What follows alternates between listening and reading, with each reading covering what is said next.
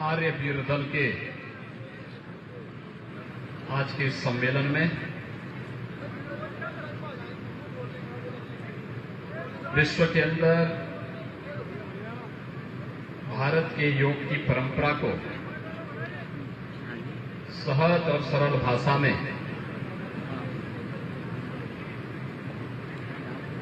पहुंचाने वाले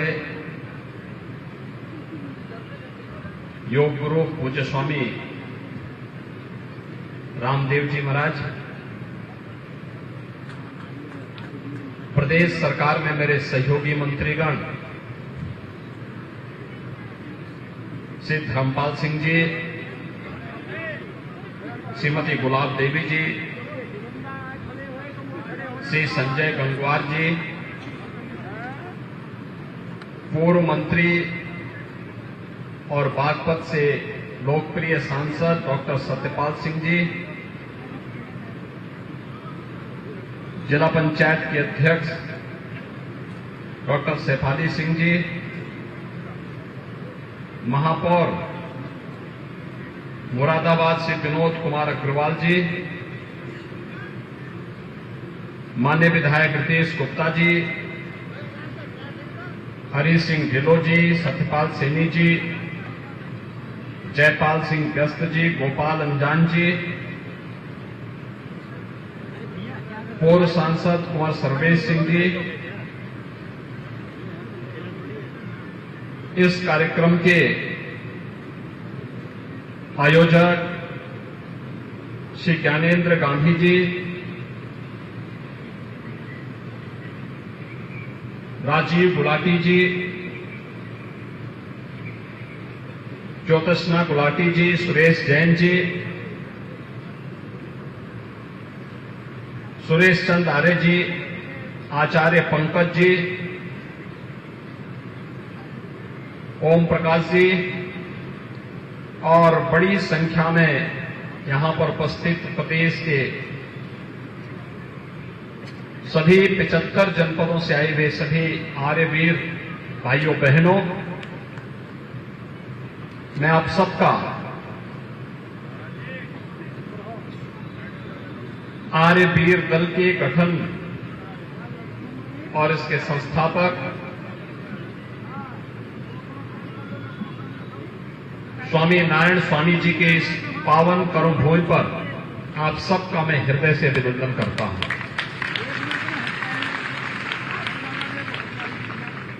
हम सब जानते हैं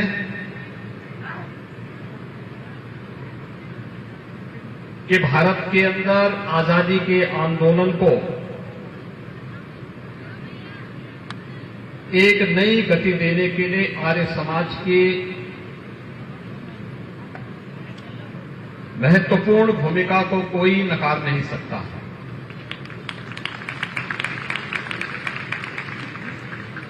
स्वदेशी हो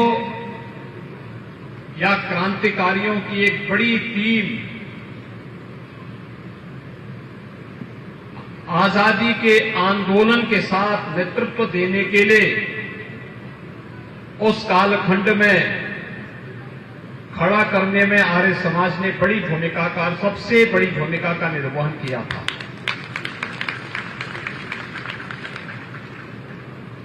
लेकिन जो कुछ विसंगतियां थीं, उनका परिमार्जन करने के लिए जब स्वामी सरदानंद जी महाराज ने शुद्धि के आंदोलन को आगे बढ़ाने का कार्य किया और शुद्धि के अभियान के विरोधी कुछ विधर्मियों ने जब उनकी निर्मम हत्या कर दी, तब नारायण स्वामी जी ने इस आर्य वीर दल का गठन किया था, इस आर्य धर्म को बचाने के लिए। उससे पहले भी आर्य समाज के अनेक ऐसे पुरोधाओं को विधर्मियों के उन षड्यंत्रों का शिकार बनने के लिए मजबूर होना पड़ा था।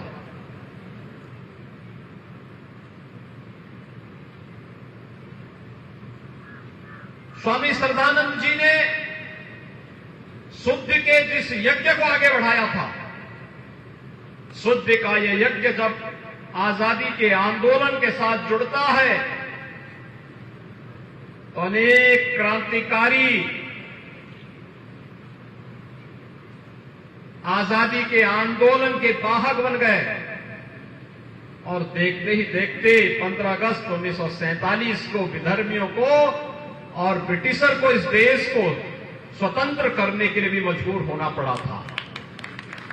एक लंबा आंदोलन चला। हम सब की वर्तमान पीढ़ी गौरवशाली है कि हम लोग वर्तमान में आजादी का अमृत महोत्सव मना रहे हैं और आजादी के अमृत महोत्सव में अभी मुझे एक ज्ञापन आर्य समाज बस्ती ने दिया जिसमें उन्होंने बहुत सारी चीजों का उल्लेख किया है और मैं कभी कभी इस बात को मानता हूं कि हम लोग आज भी व्यक्ति पूजा पर ज्यादा विश्वास करते हैं, व्यक्ति के आदर्शों पर कम। और मुझे लगता है कि स्वामी दयानंद की शिक्षा से एकदम विपरीत है। स्वामी दयानंद सरस्वती जी ने जब आर्य समाज की स्थापना की थी उस समय व्यक्तिवाद से महत्वपूर्ण उसके मूल्य और आदर्शों पर विश्वास करके उसको अंगीकार करने पर उन्होंने जोर देने के लिए कहा था। और याद करिए, जब आजादी के अमृत महोत्सव के कार्यक्रम को प्रधानमंत्री मोदी जी के नेतृत्व में पूरे देश के अंदर आयोजित करने की बात हुई, यद्यपि विगत 8 वर्ष के अंदर आपने बदलते हुए भारत को देखा है, एक नए भारत को, एक उभरते हुए भारत को, एक भारत और श्रेष्ठ भारत की इस परिकल्पना को साकार होते हुए देखा है, जो सपना कभी स्वामी दयानंद सरस्वती जी ने देखा था, स्वामी श्रद्धानंद जी ने देखा था, आर्य समाज के पूज्य संतों ने, आर्य समाज के उन सभी पुरोधाओं ने देखा था। वही सपना आज साकार हो रहा है जब कश्मीर से धारा 370 समाप्त होती है, जब अयोध्या में मर्यादा पुरुषोत्तम भगवान श्री राम के भव्य मंदिर का मार्ग प्रशस्त होकर के प्रधानमंत्री मोदी जी स्वयं अयोध्या जाकर के मंदिर निर्माण के कार्य का शुभारंभ अपने कर कमलों से प्रारंभ करते हैं। पूज्य स्वामी रामदेव जी महाराज भी इस कार्यक्रम में वहां उपस्थित थे।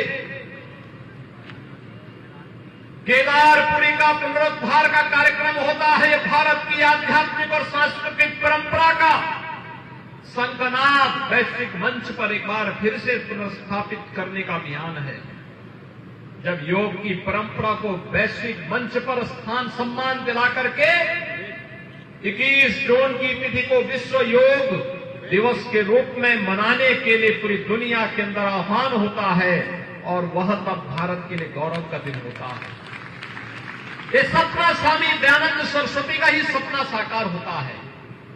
ये सपना स्वामी श्रद्धानंद जी का सपना साकार होता है जब काशी विश्वनाथ धाम की स्थापना करके उसके पुनरुद्धार कार्यक्रम के माध्यम से भारत के आध्यात्मिक और सांस्कृतिक विरासत को वैश्विक मंच पर सम्मान मिलता है।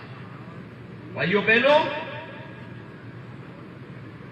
जब दुनिया इस सदी की सबसे बड़ी महामारी के सामने पस्त थी, तब भारत के लोगों के जीवन और जीविका को बचाने के साथ ही हमारी शिक्षा हमारी मातृभूमि में आनी चाहिए। संस्कृत और हिंदी में उसका पाठ्यक्रम होना चाहिए और केवल ये बीए का ही नहीं बल्कि मेडिकल और इंजीनियरिंग की पढ़ाई भी अब सभी भाषाओं में, सभी भारतीय भाषाओं में होगी। यह भी राष्ट्रीय शिक्षा नीति का एक हिस्सा बन चुका है। आप जाइए उत्तर प्रदेश के अंदर, हम लोगों ने कुछ पुस्तकों का हिंदी अनुवाद कर दिया, मेडिकल की भी और इंजीनियरिंग का भी, और अगली बार तक आप देखेंगे ये सभी पाठ्यक्रम हिंदी में भी आपको हर विश्वविद्यालय, हर महाविद्यालय में आपको पढ़ने को मिलेंगे।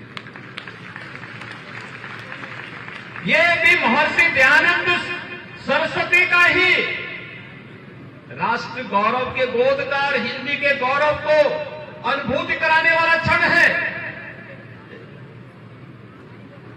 आपने देखा होगा 15 अगस्त को प्रधानमंत्री जी ने लाल किले की प्राचीर से देशवासियों को पंचप्रण की प्रेरणा दी थी।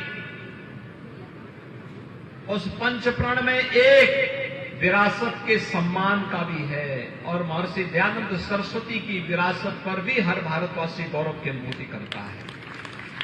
हम महर्षि दयानंद सरस्वती को स्मरण कर रहे हैं इसलिए क्योंकि वे हमारी विरासत के हिस्से हैं और इसीलिए उस पर गौरव की अनुभूति की प्रेरणा कौन दे रहा है? ये प्रधानमंत्री मोदी जी ही दे रहे हैं। उन्होंने कहा है गुलामी का कोई भी चिन्ह न रहे लेकिन विरासत पर गौरव की अनुभूति भी होनी चाहिए। स्वामी रामदेव जी जो काम कर रहे हैं आत्मनिर्भर भारत की परिकल्पना को साकार करना है, ये भी पंचप्रण के अंदर आता है। और स्वामी जी जब आयुर्वेद की दवाओं को और उत्पादों को भारतीय बाजार में प्रस्तुत करके विदेशी कंपनियों को चुनौती देते हैं तो यह भी आत्मगौरव की अनुभूति कराने वाला क्षण हम सबके सामने होता है। भाइयों बहनों, यही स्थिति आज यहां पर की जा रही है। आप सब देख रहे होंगे वर्तमान में हम लोग उत्तर प्रदेश के अंदर एक योजना चला रहे हैं, मुख्यमंत्री सामूहिक विवाह की योजना, बिना भेदभाव के। अगर शुद्धि का आंदोलन नहीं चला होता, विधवा विवाह, बाल विवाह को समाप्त करके और विधवा विवाह की अनुमति हिंदू समाज में नहीं होती, क्या इस प्रकार के आयोजन संभव हो पाते? आज हम लोग चला रहे हैं 2 लाख से अधिक सामूहिक विवाह के कार्यक्रम प्रदेश के अंदर संपन्न हो चुके हैं। 2 लाख जोड़ों का जन सहयोग से और सरकार के सहयोग से। कृषि में स्वदेशी तकनीक उपयोग हो।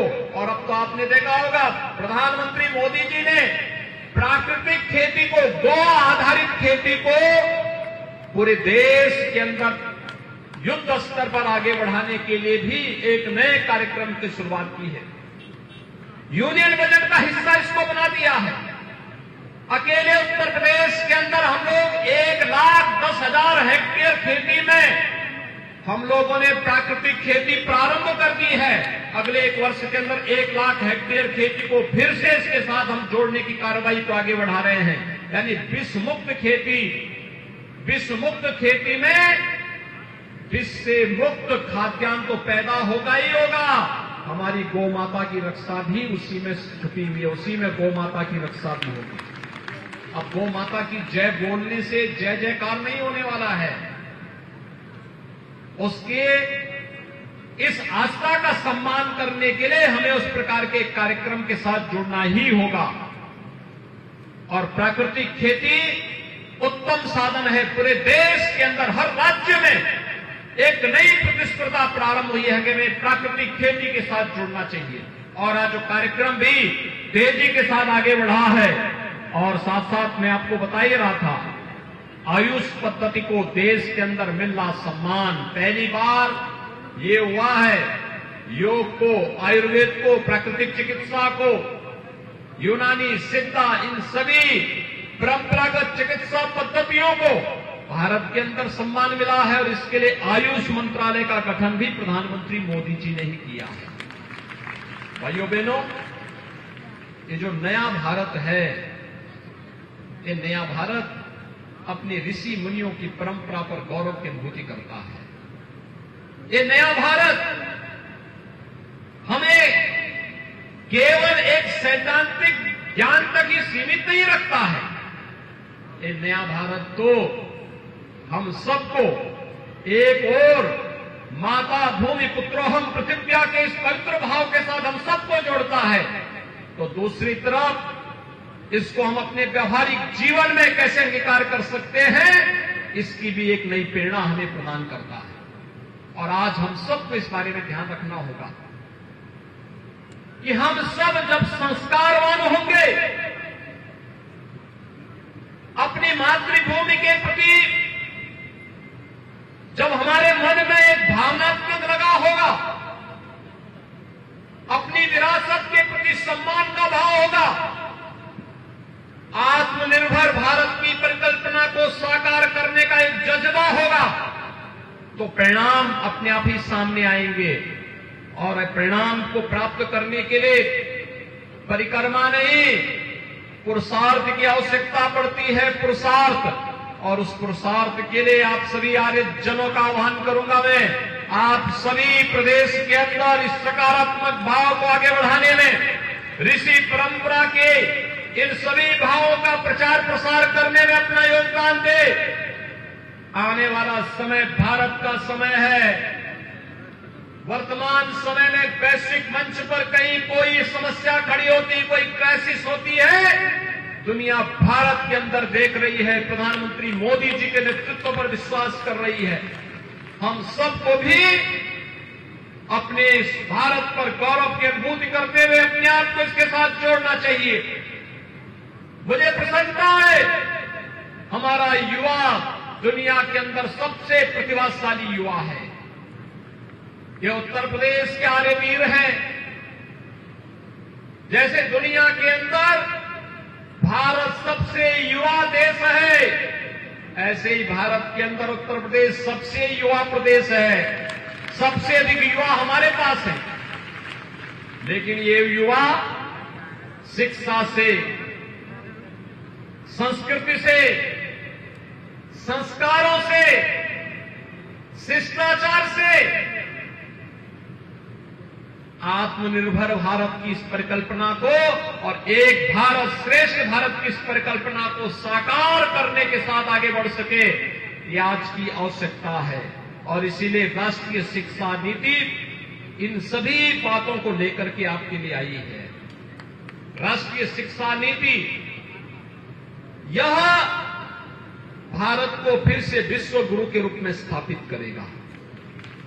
आत्मनिर्भर भारत की परिकल्पना भारत को दुनिया की नंबर 1 अर्थव्यवस्था बना करके रखेगा।